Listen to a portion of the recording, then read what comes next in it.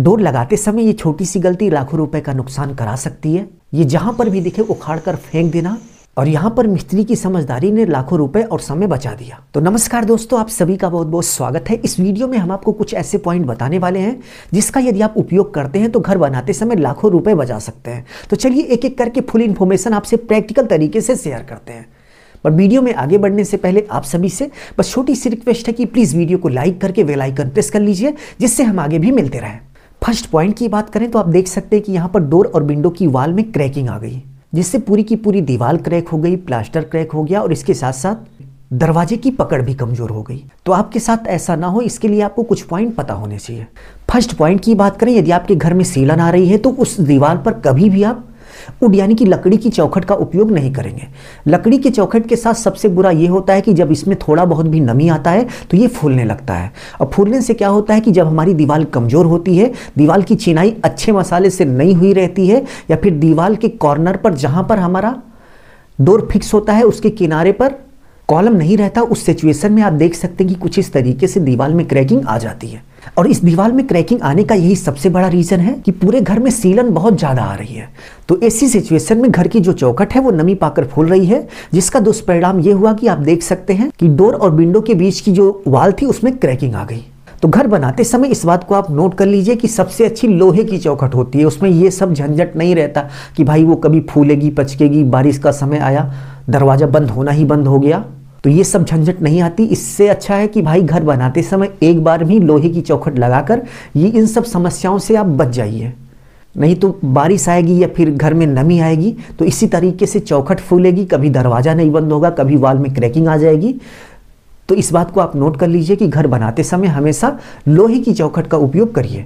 Second point की बात करें तो आप देख सकते हैं कि यहाँ पर घर का प्लास्टर गिर रहा है, और प्लास्टर गिरने के मेन रीजन की बात करें तो यहाँ पर प्लास्टर की जो मोटाई है वो बहुत ही ज़्यादा कर दी गई। तो ऐसे में आपको प्लास्टर कराते समय इस बात का ध्यान देना है कि कभी भी प्लास्टर की मोटाई जो है 12 से 15 mm के बीच रखिएगा। इससे ज़्यादा यदि आप रखेंगे तो आप ये मान के चलिए कि इसी तरीके से कहीं पर भी प्लास्टर टूट टूट कर निकल सकता है। और प्लास्टर कराते समय घर के बाहर के प्लास्टर के लिए 1:5 सीमेंट सैंड का रेशियो रखिएगा। नेक्स्ट पॉइंट की बात करें, यदि आप घर बना रहे हैं तो उसका देखभाल भी करना सीख लीजिए। एग्जाम्पल की बात करें, आप देख सकते हैं कि बारिश के मौसम में या फिर किसी भी मौसम में इस तरीके से छोटी छोटी झाड़ियाँ जो है घर के किसी भी कॉर्नर पर उगाती हैं। अब इसको यदि यहाँ पर नहीं उखाड़ा जाएगा तो 1-2 साल के अंदर ही या फिर 2-3 महीने के अंदर बोल सकते हैं, कम से कम यहाँ का जो प्लास्टर है उसको ये क्रैक कर देगा। तो आप घर बनाने के बाद अपने आसपास देखते रहिए कि घर की किसी भी ऐसी जगह पर जहाँ पर प्लास्टर वगैरह हुआ है वहाँ पर कोई भी झाड़ी नहीं उगनी चाहिए, नहीं तो क्रैकिंग तो पक्का आ जाएगी। नेक्स्ट पॉइंट की बात करें, ये आइडिया आपके लिए बहुत ही कारगर हो सकता है। आप देख सकते हैं कि यहाँ पर भाई ने सीढ़ी के नीचे बाथरूम और इसके साथ साथ लैट्रिन रूम दोनों बना दिया। और सीढ़ी के यदि हम ब्रेथ की बात करें, चौड़ाई की बात करें तो केवल 6 फीट है। 6 फीट के अंदर आप देख सकते हैं कि दोनों इस तरीके से आप बनवा सकते हैं। यदि आपके पास जगह कम है तो इस आइडिया का उपयोग करके आप बाथरूम को सीढ़ी के नीचे एडजस्ट कर सकते हैं।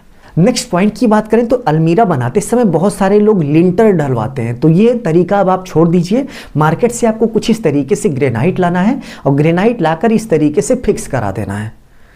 फिक्स करा देंगे तो ये भाई जो आप लिंटर वगैरह लगाते हो उससे ज़्यादा दिखने में अच्छा भी दिखेगा और मजबूत भी होता है।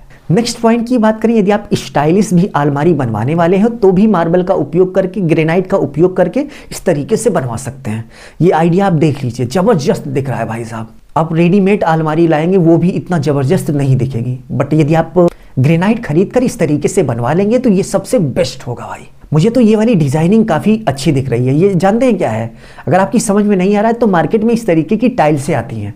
जो अलमारी इसमें दिख रही है इसको तो ग्रेनाइट से बनाया गया, बाकी अंदर जो है बढ़िया लुक देने के लिए ये वाली टाइल्स लगा दी गई। तो इस तरीके से बनवाइएगा, बहुत ज़बरदस्त दिखेगा। तो इस वीडियो में बस इतना ही। घर बनाते समय आपको काफ़ी कुछ सोचने समझने को इसमें मिल गया इस वीडियो में। यदि वीडियो अच्छा लगा तो शेयर कर दीजिए और अपना ख्याल रखिए और अपने मम्मी पापा का अपने से भी ज़्यादा ख्याल रखिए। इसी भाव के साथ आप सभी से विदा लेते हैं। और आप कहाँ से हैं कमेंट बॉक्स में कमेंट करके ज़रूर से ज़रूर बताइएगा। धन्यवाद।